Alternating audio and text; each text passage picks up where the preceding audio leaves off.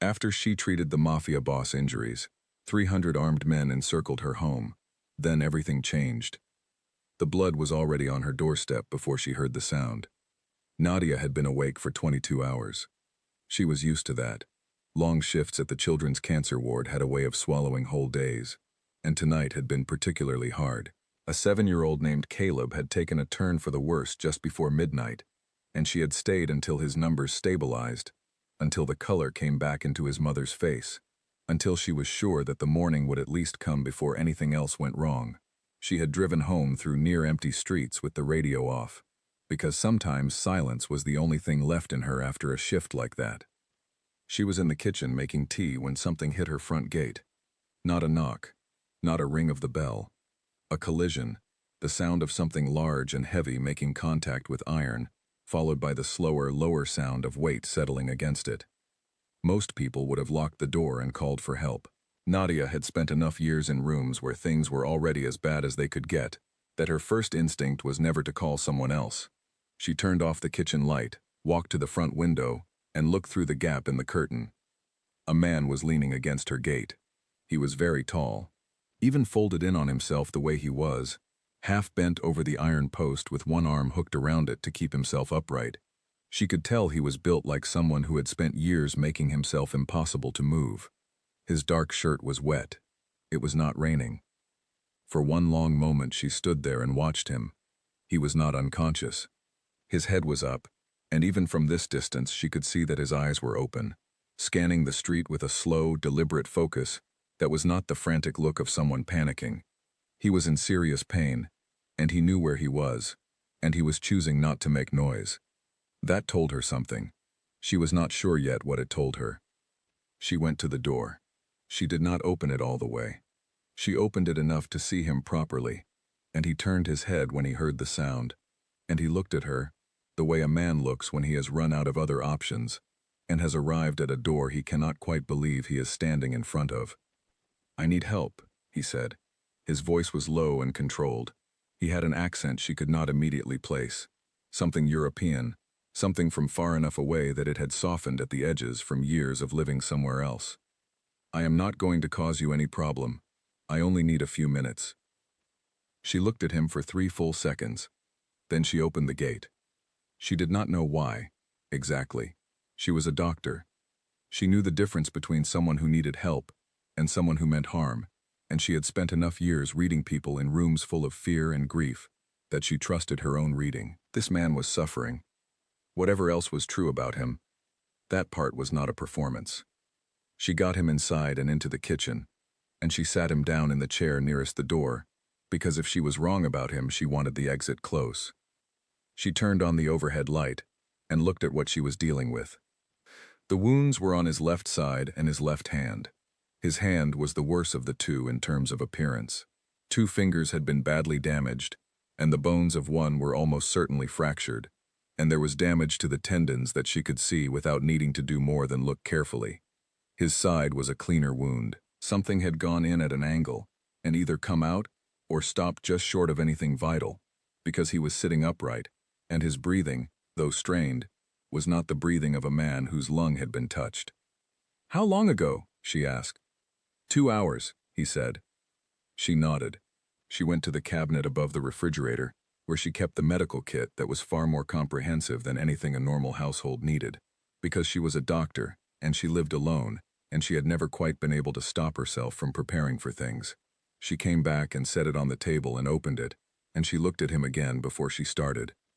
"I need you to tell me if anything changes," she said. "Dizziness, tunnel vision. If anything feels like it is getting worse instead of staying the same." He looked at her steadily. "I understand. I'm going to give you a local anesthetic for your hand. The ribs I can wrap, but I need to examine the wound first. This is going to be uncomfortable. Do what is necessary," he said. Then, after a pause, "But please, the hand. Do not let me lose the hand." She heard something in those words that she did not expect. Not desperation exactly. Something older than desperation. Something that sounded like a man naming the only thing left that he was afraid of. She worked for just over 3 hours. She cleaned and dressed the wound in his side first, because that was the greater risk. And then she turned to the hand. The work was delicate. She had not done anything like this in a clinical sense since her early training. But the knowledge did not leave you. Her hands remembered.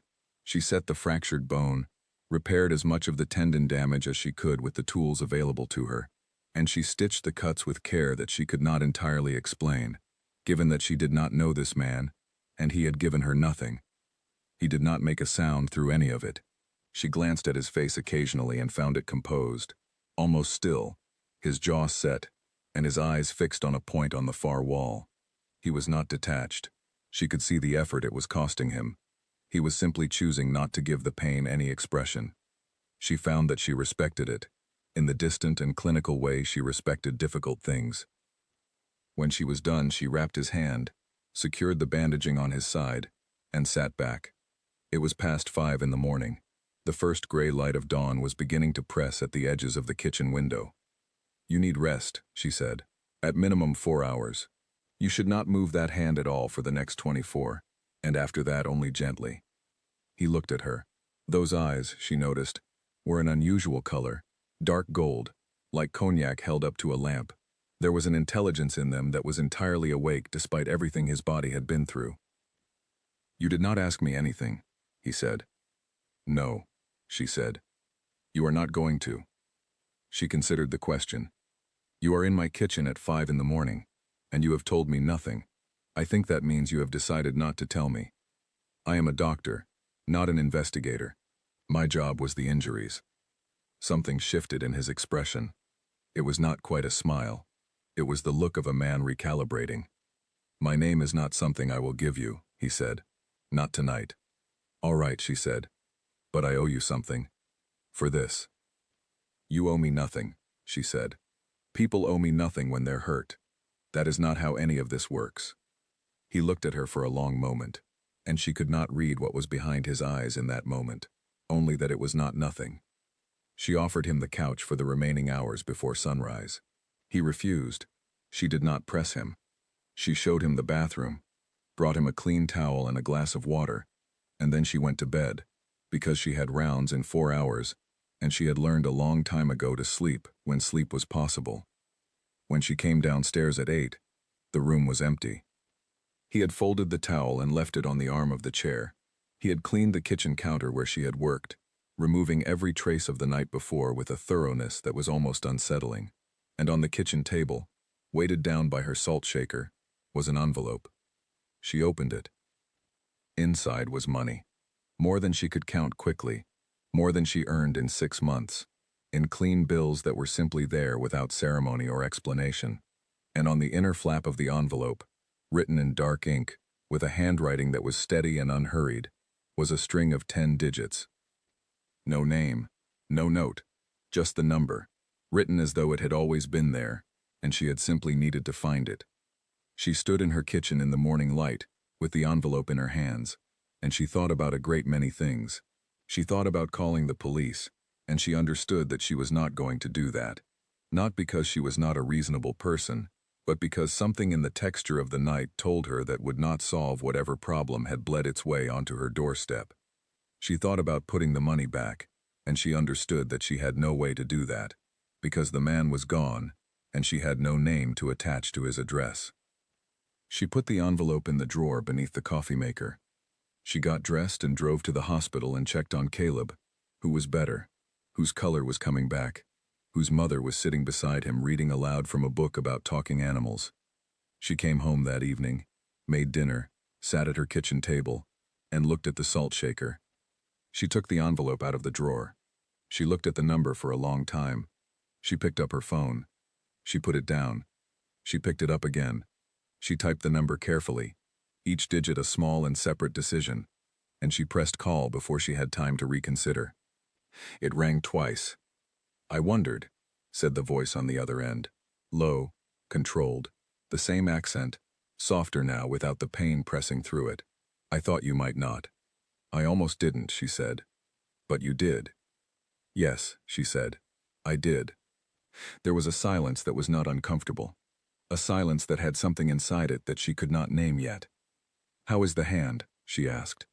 And she heard, on the other end of the line, something that might have been the very beginning of a sound she would later recognize as rare, something that was almost, but not quite, a laugh.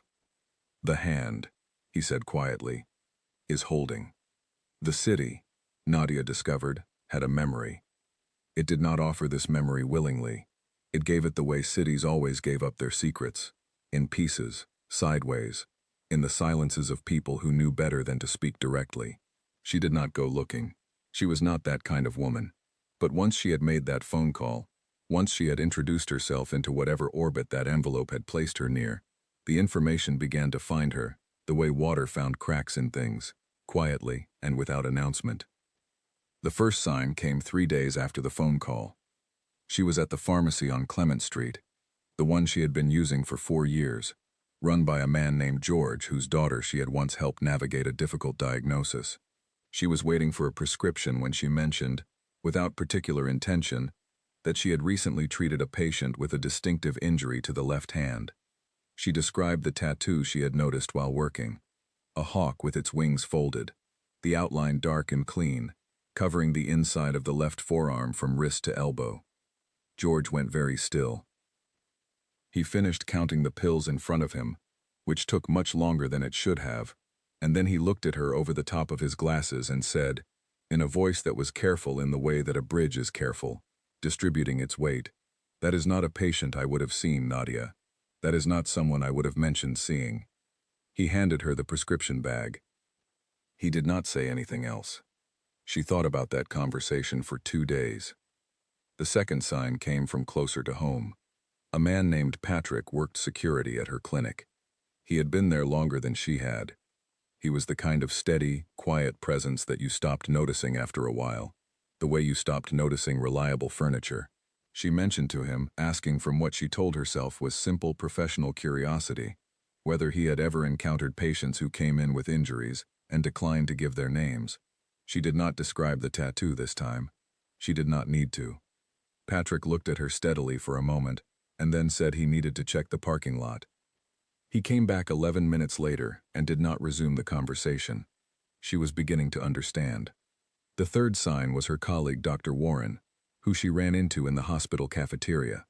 He was a cardiologist, cautious by nature and by training, a man who measured his words the way he measured dosages. She had barely finished describing the wound pattern when he set down his coffee, looked at the middle distance for a moment, and then said, "I would not have treated that patient, Nadia. I say that without knowing who you're describing. I say that simply because I know what that wound pattern means in this city, and I value my license and my continued operation." She sat with that on the drive home.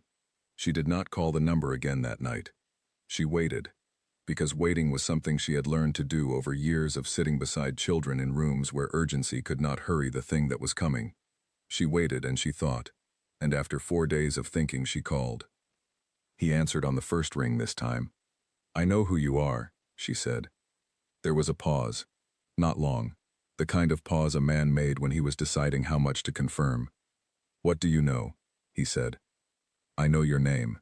I know what your name means to people in this city. I know that when I describe your tattoo, sensible people stop talking." Another pause. Longer this time. "And yet you called," he said. "And yet I called," she agreed. "Because I have questions that I would prefer to ask you directly rather than collect answers from frightened people on the street." "Ask them," he said. "Why my door?" she said. "Of all the doors in this city, why mine? You could have gone anywhere. You clearly have resources. You have people. Why did you come to a house on an ordinary street and collapse against an ordinary gate?" The silence this time was different. It was not the silence of a man calculating. It was the silence of a man deciding whether to tell the truth. "I could not go to the people I have," he said finally. "That night, going to them would have told them something I was not ready for them to know. Your street was close.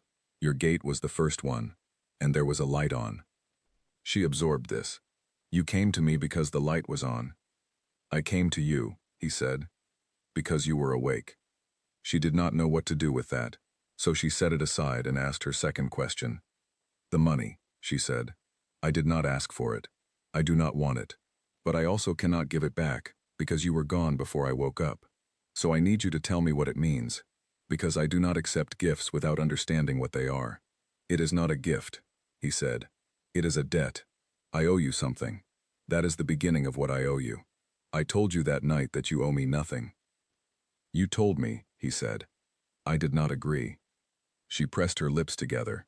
She had the sudden, clear impression of what it would be like to argue with this man, and make no ground at all. I want to meet you properly, she said. Not in my kitchen at 4 in the morning. Not over the phone. I want to sit across a table from you in daylight, or something close to it, and I want to look at you when we speak. The pause this time was the shortest of all. Tuesday, he said. There is a restaurant on Beaumont. No sign above the door. Red curtains in the window. 8 o'clock. I will be there at 7:55, she said. I do not like to be late. She could hear the very edges of that almost sound again, the thing that was not quite a laugh, but lived in the same neighborhood. I will be there at 7:55, he said. She was. So was he. The restaurant was the kind of place that existed in every city, and that most people never found, not because it was hidden, but because it required a particular kind of knowing, to walk through a door with no sign above it. Inside, it was warm and quiet, and the tables were spaced far apart, and no one looked up when she came in. He was already seated at a table in the far corner, facing the door, and she noted that, the way he had positioned himself to see everything that came and went, and she filed it among the other things she was collecting about him. He stood when she reached the table. She had not expected that. His hand, she was pleased to see, was healing well. The bandaging she had applied was gone, replaced with clean dressings. He had changed himself, or had someone change for him, and the movement of his fingers, as he gestured toward the seat across from him, told her the tendon repair was holding. The hand, she said, sitting down. The hand, he confirmed, and sat down himself, and for a moment they simply looked at each other in the proper light of a room that was not her kitchen floor in the dark early hours. He was different in this light, not softer, exactly, but more complete. The pain that had sharpened everything about him that first night was gone, and what was left was a man who occupied his own presence without effort. His face was not remarkable in any single feature, but the combination of them was arresting in a way she found difficult to look away from. She looked away anyway, on principle. His name was Alexei Varga. He told her that, now, in the same quiet voice he seemed to use for everything, without ceremony. He did not tell her anything else about himself, not that first evening. Instead, he asked about her, not in the way people asked about her at hospital galas, making conversation across their glasses of wine, waiting for her to say something that would let them move on. He asked the way people asked when they actually wanted to know. She told him she was a pediatric oncologist. She told him she had been doing it for 9 years. She did not tell him why she had chosen it. Some things she did not give out at first meetings, regardless of the circumstances. He listened to everything she said with a quality of attention she was not accustomed to receiving. Not intense in the way that made her feel watched, focused in the way that made her feel heard. She noticed the difference. Dinner came. She had not ordered it, which should have bothered her and did not. Whatever had been chosen was correct, and she ate it, while he ate very little, and mostly watched the room, and occasionally returned his eyes to her. You treated me without asking why, he said, near the end of the evening. That is not common. You were hurt, she said. The why of it was not my department. Most people, he said, find the why of it very interesting. They find it interesting in ways that create problems. I am not most people, she said. No, he said, and the way he said it was not flattery. It was observation. She asked for her coat. He waited until she had it on before he stood, and then he said he would have a car take her home. She said she had her own car. Thank you. He looked at her for a moment. There are people, he said carefully, who are aware that I met with someone recently, in a location that was not expected. They are curious about who that person was. I do not believe there is any immediate cause for concern, but I would prefer that you arrived home safely tonight, and I would prefer to have confirmed that you did. She stood very still for a moment. Are you telling me, she said, that being seen having dinner with you might create a problem for me? I am telling you, he said, that I am taking steps to make certain it does not. Those steps include knowing you are home. She thought about Patrick going to check the parking lot and not coming back for 11 minutes. She thought about George going very still over his pill counter. She thought about a city that knew a name the way skin knew a scar. "I drove here," she said. "I will drive home. But you can text me when you want to confirm I'm there." He looked at her with those dark gold eyes. "You are not frightened," he said.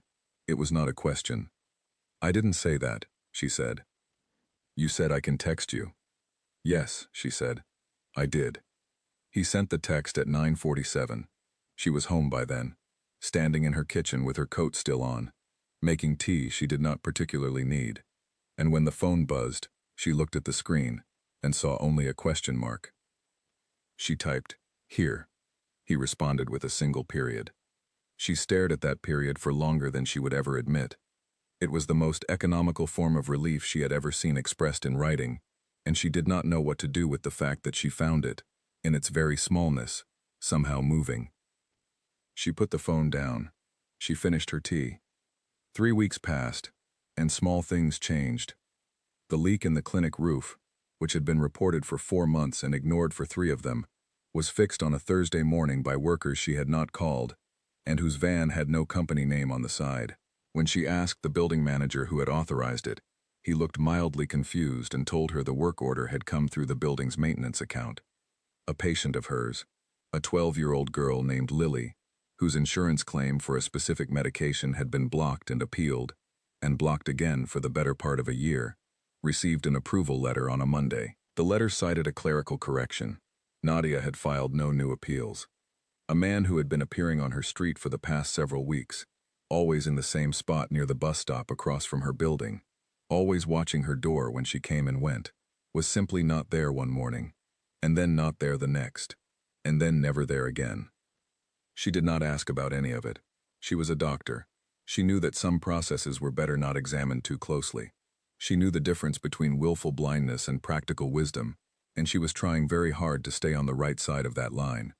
What she knew was that she kept meeting Alexei Varga for dinner. Tuesdays, mostly, because that was her lightest day. The restaurant on Beaumont, because they both knew it now and it knew them. He always arrived before her, always sat facing the door, and always stood when she came in, which she told herself was simply old-fashioned manners, and which she stopped reminding herself of after the 3rd time. He talked very little about himself. She understood this and did not push. He was precise in what he chose to share, and generous in what he listened to, and she found over the weeks that she was telling him things she did not generally tell people. Not large things, small things, the weight of a specific shift, the name of the child who had made her laugh that week, the reason she had become a doctor, which she had not told him the first evening, and which she told him on the 4th, surprising herself. "I wanted," she said, "to be the person in the room who was still moving when everything else had stopped, the person who did not freeze." He was quiet for a moment. "Did you learn that?" he said, "or did you always know how?" She thought about it seriously, which was how she thought about things. "Both," she said. "I learned the tools. The not freezing I already had. I just needed to learn what to do with it." He nodded slowly, looking at her, and she had the impression again of a man cataloging something carefully, not in a cold way, in the way of someone who found what they were looking at worth remembering. "You are the same in that restaurant as you were in your kitchen," he said. "Some people are different when they are comfortable. You are consistent." "Is that a compliment?" she asked. "It is an observation," he said, "but yes." She was walking back to her car after that dinner, hands in her coat pockets, when she took stock of herself honestly. She was a woman who had grown comfortable meeting a man she knew almost nothing about, a man the entire city was quietly afraid of, for dinner on Tuesday evenings. She was a woman who had found the period at the end of a text message moving. She was a woman who was not, she realized, trying to talk herself out of any of it. She was simply in it. Whatever it was. She got into her car and drove home. He texted at 9:44. She was already home. "Here," she typed. His period appeared 7 seconds later. She smiled at it, very slightly, in the quiet of her car. She did not hear the cars. That was the first thing that felt wrong, later, when she looked back on it. Her street had a particular late-night sound. A residential block in a city never went fully quiet. There were always small sounds, a door, an engine turning over somewhere down the road, the particular creak of the building across from hers when the wind moved through it. She had slept beside those sounds for 6 years. She knew them the way you knew the breathing of someone who slept near you. What woke her was their absence. Nadia sat up in the dark. 3:14 in the morning, the clock said. She had been asleep for less than 2 hours. She stayed very still and listened to the silence outside her window and understood, in the part of her that was always running a quiet diagnostic in the background, that this silence had a quality to it, a density. The city was not asleep.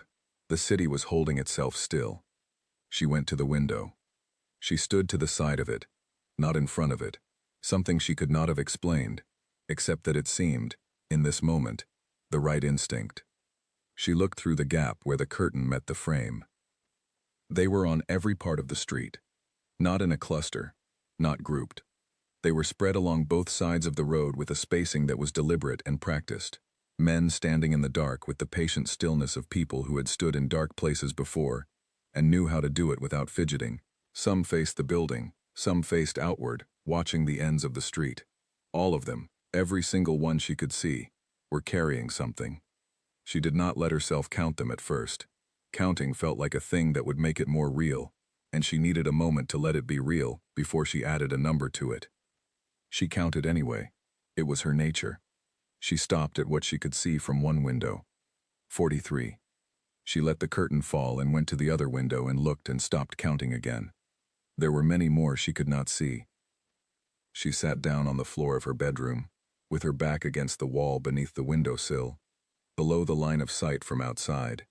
Her hands were steady, which she noted with the same detached awareness she gave her own vitals in moments of stress. The inside of her chest was not steady. It was doing something she recognized as the physical sensation of a large and rapidly assembled fear, but she had trained herself many years ago to let that sensation exist without obeying it, and she let it exist now while she thought. Her phone was on the nightstand. She reached up without rising and brought it down. It was already lit. A message from a number she had not saved under a name but which she knew. 3 words. Do not move. She stared at that for 2 seconds. Her fingers were steady when she typed back, "What is happening?" The response came in under 10 seconds. "I know. I am coming. Do not open the door for anyone. Do not turn on lights. 20 minutes. She looked at those words.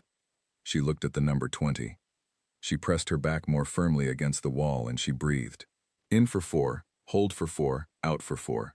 A technique she had learned during her residency from an anesthesiologist who told her that the breath was the only thing in the world that a person could always control, and that knowing you could control it was most of the battle. Her mind, left idle in those 20 minutes, did what minds did. It went to the things that mattered. It moved through her life like a woman moving through a house before leaving it, touching things. Her mother, who lived 2 hours north and called on Sundays. Her patients, particularly the small ones, and the particular weight of the ones she carried. The thesis she had never finished writing. The plant on her kitchen windowsill that had been dying for 6 months and that she had not thrown away. And then, because honesty was a habit she had never been able to fully break even with herself, it went to him, to Tuesday evenings, to the silence between sentences that she had come to recognize as his version of warmth, to the way he had stood up from that table at the restaurant on Beaumont every single time she arrived, and the way she had stopped pretending that she did not notice it. She had not said any of this to herself this plainly before. People rarely did, until something made them. Her phone buzzed. 3 minutes. She breathed. Then, south end of the street. She heard it before she understood what she was hearing. Engines, multiple, and moving with a coordination that was different from regular traffic, a precision to the timing. A series of sounds arriving in sequence that told her, even without seeing, that this was organized movement. She heard them enter the street from the south. She heard them stop. She heard, underneath that, the quality of the silence on the street shift, the way a room shifted when the balance of power in it changed. Then, nothing for a long time. She sat on the floor of her bedroom and counted her own heartbeats. because it was something to count. Her phone lit again. "You can move now." She stood. Her legs held her without any drama, which she appreciated. She went to the window and looked through the gap in the curtain. The street was empty. Not the dense, occupied emptiness of 20 minutes ago. Simply empty. The way a street was at 3 in the morning when nothing was happening. Mrs. Petrova's television, which must have been muted by the silence she had not consciously registered, was flickering its familiar blue light in the window across the way. She stood there for a while, looking at the empty street. Her phone buzzed again. Not a message. A call. She answered. "Are you all right?" His voice was different.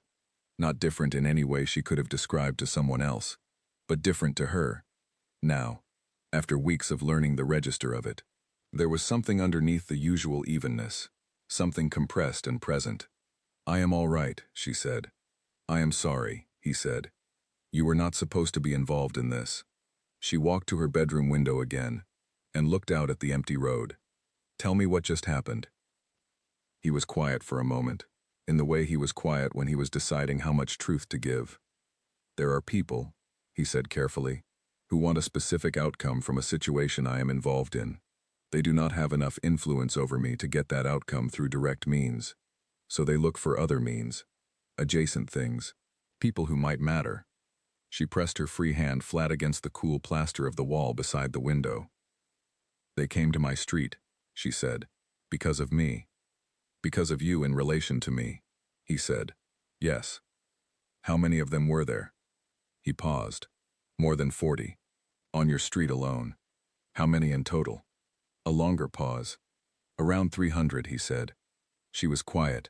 She was letting herself understand the shape of what he was telling her. 300 people came to my street, she said. Because someone wanted to use me to reach you. Yes. Because I fixed your hand. Because you fixed my hand, he said. And because I have continued to see you. And because whoever is watching me noticed that." She sat down on the edge of her bed. For a long moment she said nothing. She was not in shock. She was a person who had learned, over years of receiving the worst possible news in sterile rooms, how to hold a very large and terrible thing at arm's length, for just long enough to examine it before she allowed it to land. She examined it. Then she let it land. "Alexei," she said. It was the first time she had used his name directly. "Yes," he said. "Are they gone? All of them?" "All of them," he said. "Are they coming back tonight?" "No," he said. "Then I am going to ask you something, and I want you to answer it honestly." "Yes," he said. "Is this going to happen again?" she said. "Is this something that is ongoing? Or was tonight a single event?" The silence on the line was the longest of all the silences she had learned from him. "I do not know yet," he said. "I am going to know more by morning. I am dealing with a specific situation, and tonight was a result of that situation. When the situation is resolved, something like tonight should not happen again." "Should not," she said. "Should not," he confirmed. He did not offer her more certainty than that, and she noted it, and she found, in some distant corner of herself, that she trusted the honest should not, more than she would have trusted a firm never. "All right," she said. "Nadia." He said her name the way he said everything, without ceremony, but there was something in it that she had not heard before, something that was not quite an apology, because it was too big for that word. "I know," she said. "I know." She did not know exactly what she meant by that. She thought she meant, "I understand what you are not able to say directly." She thought she meant, "I see the shape of it, even without the words." "Get some sleep," she said. "Come and see me tomorrow." There was a pause. "Tomorrow," he said. "I will come." She ended the call and sat on the edge of her bed in the quiet and listened to the street outside, which was already beginning to recover its ordinary sounds. A door somewhere, a car, distant, Mrs. Petrova's television. She lay back on the bed without changing or turning off the light. She looked at the ceiling. She thought about 300 men standing in the dark on her street, and she thought about the specific compressed quality of his voice when he asked if she was all right, and she thought about the weight of a city that held his name in its mouth like something it didn't know what to do with. She thought about the fact that she was not thinking about leaving. She had been moved before, once, from a situation that had frightened her badly, and she had promised herself, in the aftermath of that she would not be moved again, that she would find the ground under her and stand on it, regardless of what was happening around her. She was standing on it now. She turned off the light. She slept. He came at 9 the next morning. Not late morning. Not afternoon, the way people came when they were avoiding a conversation. 9 o'clock, which was when she was on her second cup of tea, and still in the clothes she had fallen asleep in, and when he knocked, 3 times, evenly spaced, she opened the door without hesitating. He was alone. She had understood by now that this was never incidental. Alexei Varga did not arrive anywhere without thought. Every choice about how he presented himself was a choice. Arriving alone meant something. He was telling her something before he said a word. She stepped back and let him in. He looked at her kitchen the way he had the first night, with that quiet, scanning attention, and then he looked at her, and whatever he saw in her face he absorbed without comment. She appreciated that. She had been through enough difficult nights to know that the first thing most people wanted to do in the morning after was discuss the feeling of the night, process it together, arrive at some shared understanding of how bad it had been. She did not need that. She had processed it alone in the dark, and she had arrived, and she was here, and she did not need to walk back through it. She poured him tea. He took it and sat down in the chair she indicated, and for a moment they were quiet. "Tell me," she said. He told her. Not everything. She understood that he would never tell her everything, and she had made her peace with that in the night. But enough. A man named Crevier, based in the eastern part of the city, who had been pushing for months toward a conflict that Alexei had been spending equal months trying to prevent.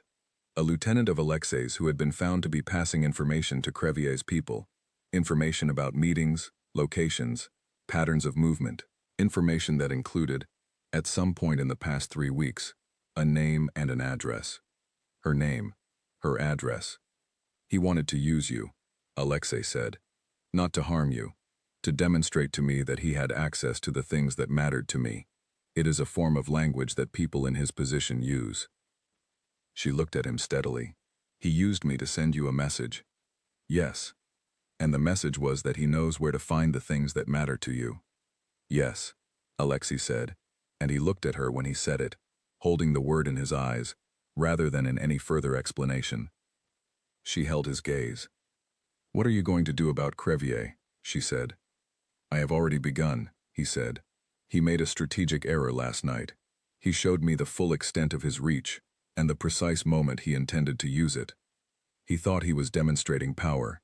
What he demonstrated was his hand. And what does your hand look like? She said. The edges of his mouth moved, briefly, more complete than his. She took a breath. I want you to tell me honestly, whether being in contact with me puts me at risk going forward. Not what you hope will happen, not what you plan to make happen, what the realistic situation is. He was quiet for a moment in the particular way she had come to know, the way that meant he was choosing precision over comfort. The realistic situation, he said, is that the event last night was Crevier's single largest play. He does not have the resources to repeat it in the short term. By the time he might, the situation between us will be resolved.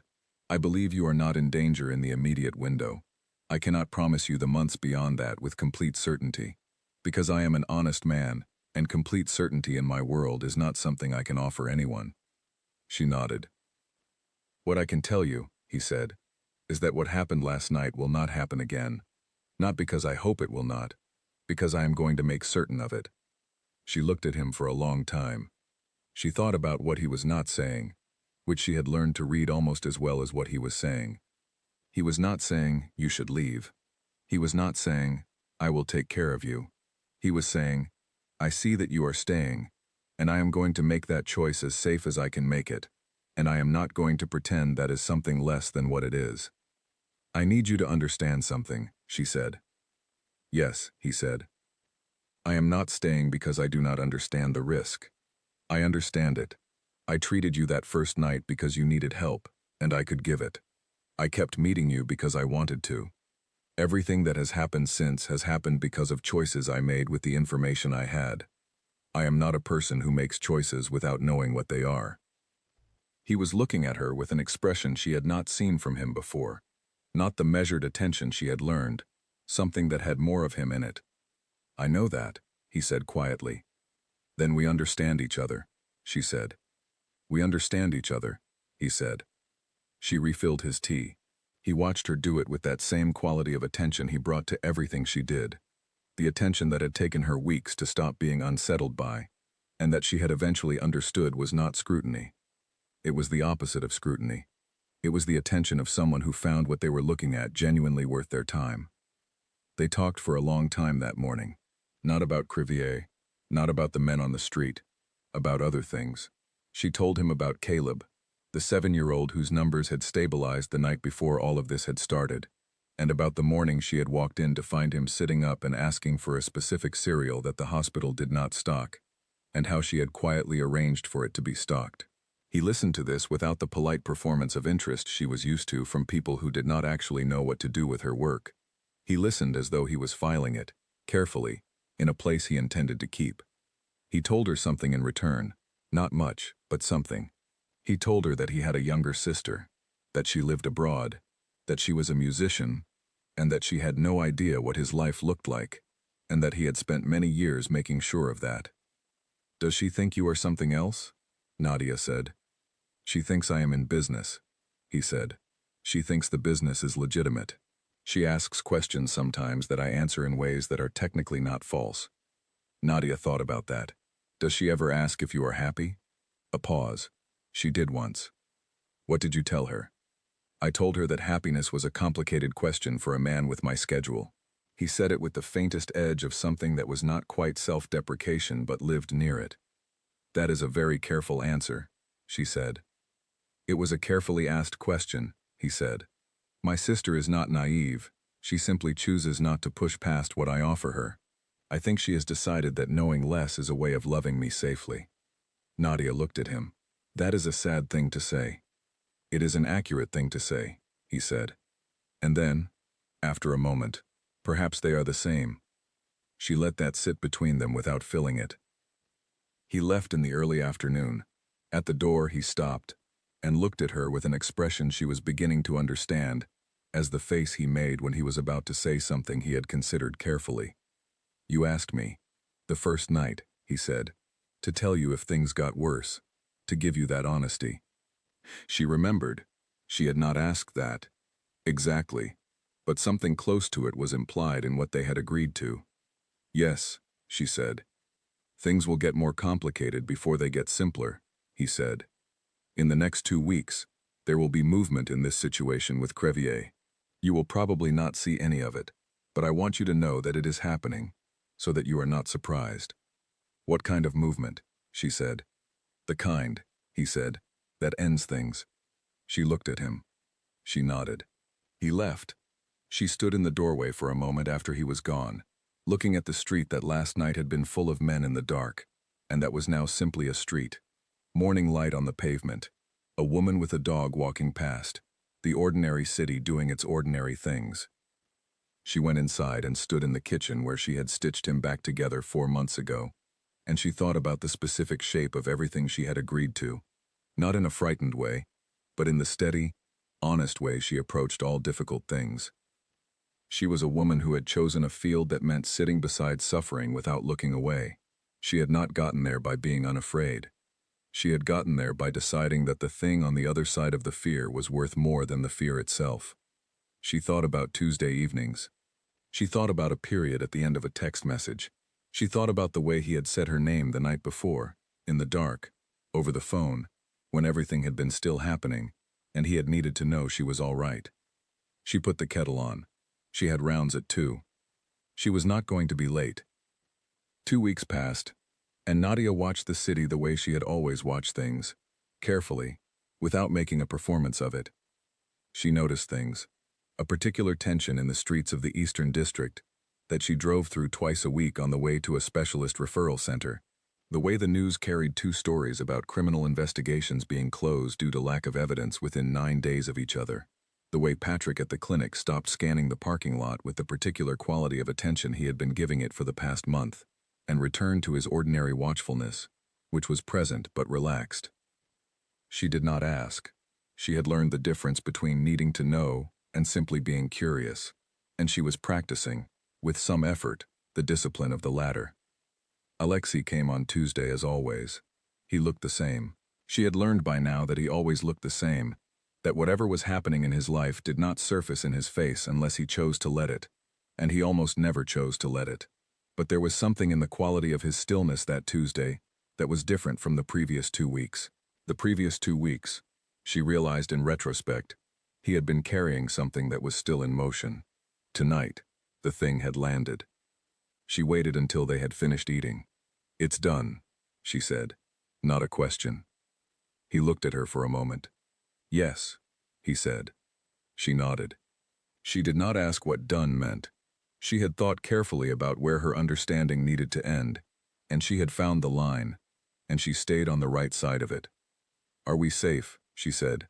The "we" was deliberate, and she let it be deliberate, and she watched him register it. "Yes," he said. And then, "We are safe." She picked up her glass. After dinner, they walked. This was new. They had not walked before, had always gone from restaurant to car and no further. But tonight, when she reached for her coat, he was already standing, and he held the door open, and when they were outside, he fell into step beside her without asking. The street was quiet, a cool evening, late in the season, and the city had that particular quality it sometimes had at night, the sense of it exhaling, all the business of the day settling. They walked without direction. She did not ask where they were going. She did not think either of them knew. "Can I ask you something?" she said. "Yes," he said. "What do you want?" she said. "Not what you want for the situation. Not what you want in general. Right now, tonight. What is it that you want?" He was quiet for a beat that was not evasive but thoughtful, and she appreciated the difference. "I want to keep walking," he said. "With you, on this street, for a while longer." She looked ahead at the road. "That is a very small answer," she said. "It is a very honest one," he said. She thought about that. "Then we keep walking," she said. They kept walking. The city moved around them, unhurried, doing what cities did. A couple across the street, walking a small dog that stopped every few feet to investigate the pavement. The sound of music from somewhere above them, someone's window, something slow and low, and not quite audible enough to name. The light of the shops they passed, warm against the dark outside. She thought about how ordinary this was, and how entirely not ordinary it was, and how both of those things could be true at the same time. "I need to tell you something," he said. "All right," she said. "The lieutenant who gave Crevier your address," he said. "His name was Dmitri. He had been with me for 11 years. She waited. "I trusted him in the way you trust someone you have known for 11 years, which is fully and without examination, because the time itself felt like proof." He paused. "I was wrong to trust without examination. I will not make that error again." She walked beside him and thought about what he was giving her. He was not confessing. He was not seeking comfort or absolution. He was telling her a thing about himself, a true and difficult thing, and he was doing it in the way she had come to understand, was how he offered closeness, quietly and without announcement. "It is not weakness," she said, "to have trusted someone over 11 years. "No," he said, "but it is a lesson." "Yes," she said. They turned a corner. The street opened into a small square she had not known was there, the kind of city pocket that appeared when you were not looking for it, a fountain in the center that was not running this late in the season, a few benches, trees that were nearly bare. They stopped at the edge of it. "I want to say something to you," he said, "and I want to say it without the kind of language I usually use, which is careful and exact because that is how I prevent problems." She looked at him. In the light of the square, which was the diffuse and somewhat unreliable light of a city at night, he looked like a man who was about to do something he had not practiced. "All right," she said. "I have been in this city for 14 years, he said. "I know it well. I know its streets and its structures and the particular ways that its people think and move and deceive each other. I know it the way you know a thing, when you have studied it with the intention of mastering it. He was looking at the empty fountain. I have not been surprised by this city in a very long time. She waited. You surprised me, he said. The first night. Not by helping me. By being the same person at 2 in the morning, in a crisis, that you appeared to be in every other circumstance afterward. I have spent 14 years in a world where people are never the same from one circumstance to the next. It is how I survive. I learned to find the difference between what people presented and what they were. He looked at her. With you, he said, there is no difference. You are exactly what you appear to be, and I find that I have no idea what to do with that, except that I do not want to stop being in contact with it. She stood in the quiet square and felt the weight of what he had said settle over her, not heavily but fully, the way good things settled. I am not simple, she said. I want to be clear about that. I am not easy or uncomplicated. I have things in my history that I have not told you, and that I will tell you slowly, over time, because that is how I give things. I know, he said. I am also not going anywhere, she said. He looked at her. I stitched your hand back together on my kitchen floor, she said, and I have sat across from you on Tuesday evenings for months, while you told me small true things one at a time, and I have watched a city that is afraid of your name stop frightening me, not because it became less true, but because I found the thing on the other side of the fear was worth more. She looked at him steadily. I am not a woman who stays in things by accident. I know where I am. He was very still. Nadia, he said. Yes, she said. I would like to keep walking, he said. Then we keep walking, she said. They walked back through the square and out the other side, and the city moved around them, ordinary and complex, full of its secrets and its noise and its quiet pockets of unexpected space. And she walked beside him, without filling the silence because the silence was not empty. 3 weeks after that evening in the square, Alexei met her at the clinic. He had never come there before. She looked up from the chart she was reviewing at the nurse's station and saw him standing in the corridor in his coat, not quite out of place, but clearly aware that he was in a different world, and something moved through her that was entirely uncomplicated. She finished the notation. She came around the desk. What are you doing here? She said, not unkindly. I was near here, he said, and she knew immediately that this was not true, that he was never near anywhere by accident, and she did not correct him. I have 40 minutes before my next round, she said. There is a coffee place, he said, on the corner. I know it, she said. They walked there together. It was the middle of the afternoon, and the place was half full, and no one looked up, and she found that she noticed the difference, sitting with him in a place where no one looked up, where they were simply two people having coffee on an ordinary afternoon.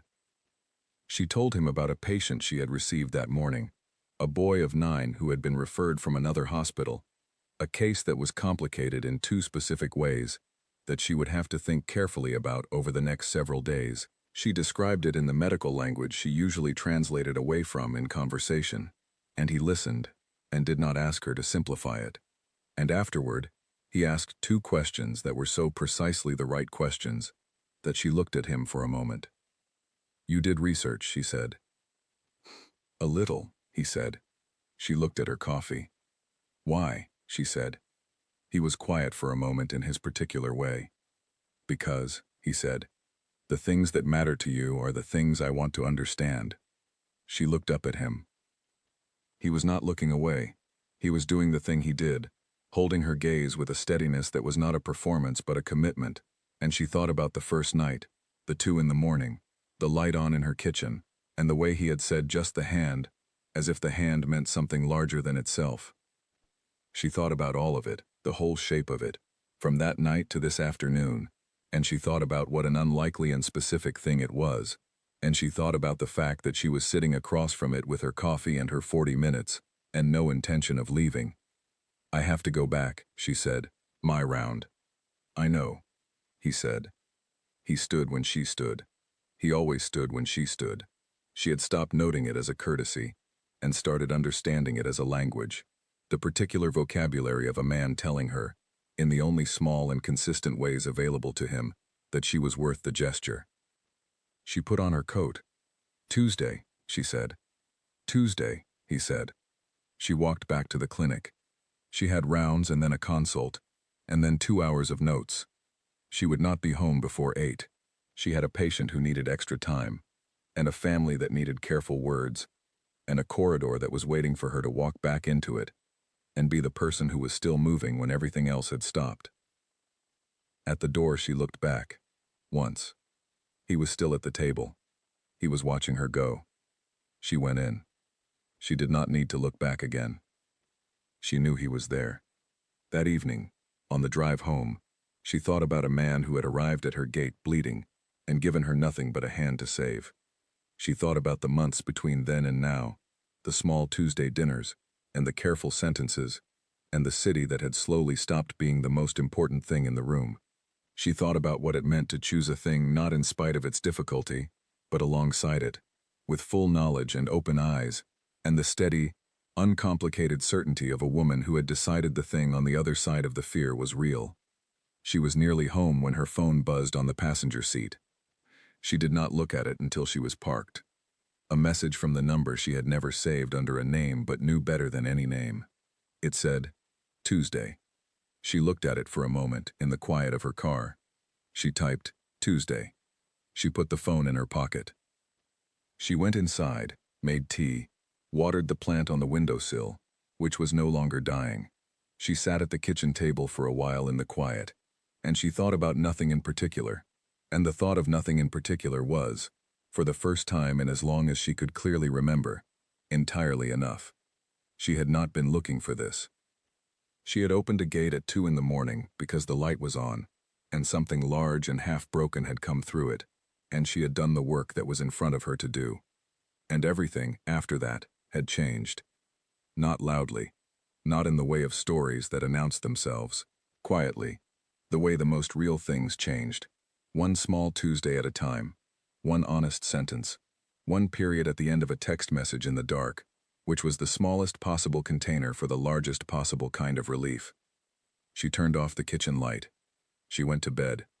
She slept well.